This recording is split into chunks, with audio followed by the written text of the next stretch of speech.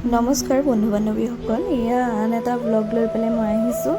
এইখিনি কল হয়, এয়া ভাগৱতৰ কাৰণে কল একেলগে আনিছে। পকিবলৈ এনেকুৱা ব্যৱস্থা কৰা হৈছে, এনেকৈ থৈ দিলে বোলে কলখিনি পকি যায়। আগতে এই প্লাষ্টিকৰ এইকেইটা দিয়া গ'ল, এইকেইটা সেৰেঙাৰ কাৰণে কলখিনি পকা নাই, সেইকাৰণে কাৰ্টুনত ভৰাই আকৌ দি দিছে। এইফালে মোৰ মানুহজনে এয়া কলপাত ধুই আছে, পূৰা কলপাত ধোৱাত ব্যস্ত। আধাখিনি কলপাত ধোৱা হৈ গ'ল, এইখিনি আকৌ ধুই আছে। যিহেতু 3 দিনীয়া ভাগৱত পাঠ, বহুত বেছি লাগিব কলপাত, প্ৰসাদ বা ভোগ খোৱা এভৰিথিং, আৰু ভাতো খোৱা যাব তাতে। এইখিনি কলপাতখিনি ধোৱা হৈ গ'ল, আধা এইখিনি দেখিছেনে, ইমান কলপাত লাগে 3 দিনৰ কাৰণে।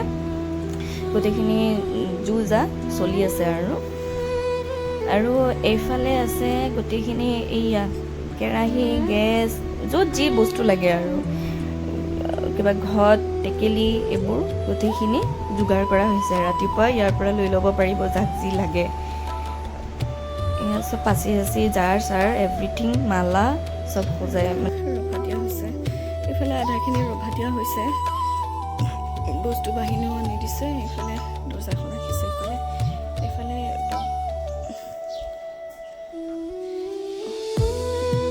খোৱা কৰিব, ইয়াতে খাব মানুহে পাৰ্টিশ্যন দিছে। এইফালে পিছফালেৰে আনি দিব মানে, আৰু আমাৰ এইফালে ৰাস্তা এটা আছে, ৰাস্তা এটা, এইটো খুৰাহঁতৰ ঘৰ আমাৰ, ইয়াতে খোৱা কৰিব। সেইখিনি এইফালে ৰিক্সাখন থকা ফালে পাঠ কৰিব পিছত দেখোন, কাৰণ ৰাস্তাটো মানে জেগা নাই, গাড়ী আহিলে অসুবিধা হয়, সেইটো কাৰণে ইয়াতে থোৱা হৈছে। কালিৰ পৰা ওলোৱা যাব আৰু গধূলিও উলিয়াই দিব, এইখিনি থ'ব যেনে তেনে সোমোৱাই পেলাই। কিন্তু আমাৰ কাৰখন বাহিৰতে আছে, এয়া বনোৱাৰ কাৰণে টেণ্ট হাউচৰ পৰা বস্তু আহি গ'ল।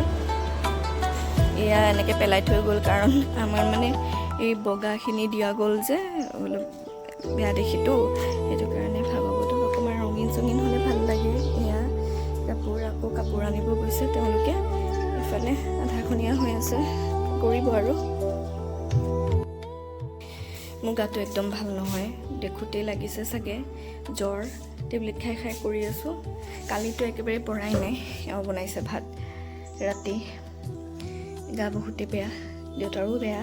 দেউতাই ভাল পালে, উঠিলেও জ্বৰ, কমিলেও ঔষধ এটা খাই দিওঁতে। মোৰহে কমা নাই, মই ঘামিছোঁ বহুত, কিন্তু কিয় বা কমা নাই মই নাজানো। বহুত বেয়া গাটো, তথাপিতো কৰিবতো লাগিব। ঘৰতে ভাগৱত পাঠ, যিহেতু আমাৰ 3 বছৰীয়া আগ কৰা হৈছিলে, 3 বছৰ পাতিম বুলি। সেইটো কাৰণে এবাৰ শেষৰ বাৰ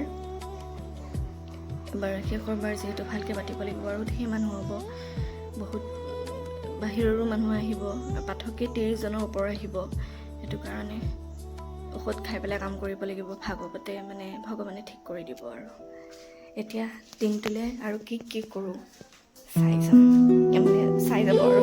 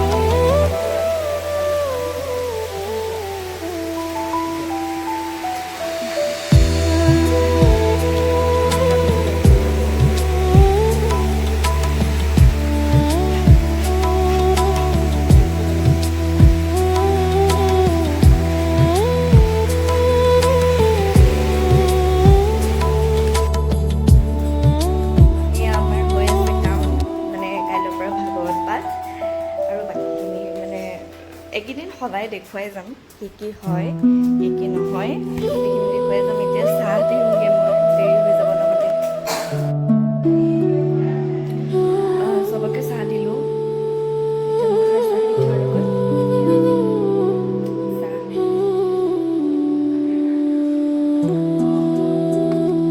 ইমান গৰম, ইমানেই বেছি গৰম, আৰু গাটো ভাল নহয় কাৰণে চাগে বেছি অশান্তি লাগিছে। কাম কৰিব পাৰি আছোঁ, চব কৰিব পাৰোঁ, কিন্তু মানে গাটো জ্বৰটো উঠি আছে। ঔষধ খাইছোঁ অকণমান, এতিয়া খাই আছোঁ, ঔষধো খাইছোঁ। ভাতকেইটাত খাব পৰা নাই যদি জবৰদস্তি খাই দিছোঁ। ভাল পালে নহয়।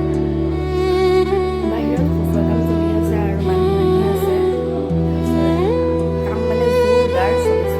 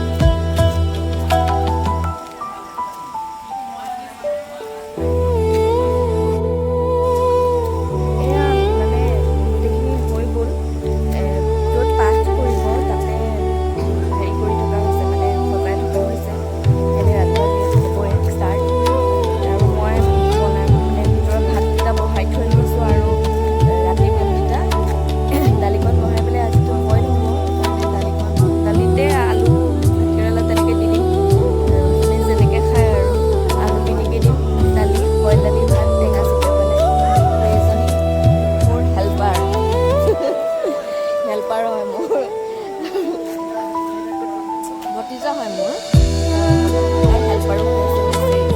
তাক শুব আৰু অলপ পিছত ফিউজ হৈ আহিছে লাহে চাৰ্জ খতম হৈ গৈছে বোলে, ৰাতিপুৱা